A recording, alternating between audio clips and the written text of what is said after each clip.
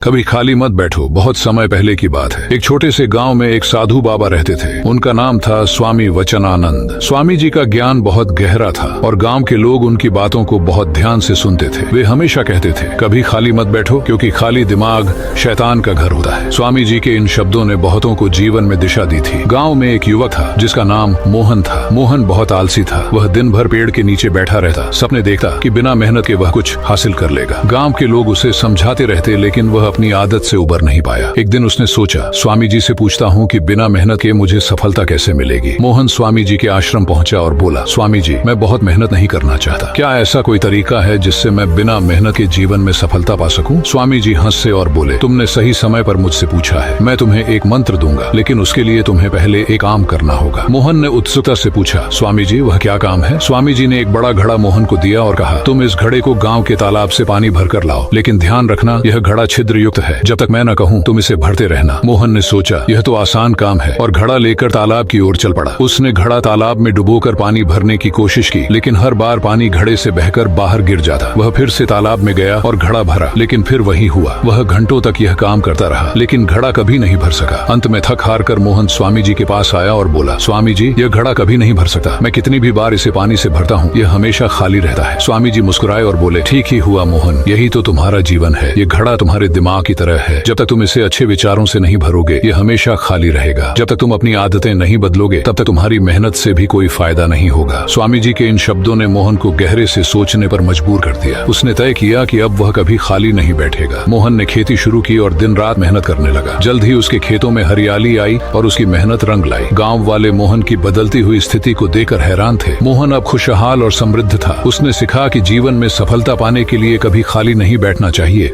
बल्कि अपनी मेहनत और अच्छे विचारों से अपने जीवन को भरना चाहिए। स्वामी जी के शब्द मोहन के जीवन का मंत्र बन गए। कभी खाली मत बैठो, क्योंकि खाली दिमाग तुम्हें जीवन में आगे बढ़ने से रोकता है। यह कहानी मोहन और गांव के अन्य लोगों के लिए प्रेरणा बन गई और वे सब स्वामी जी की शिक्षाओं का पालन करने लगे।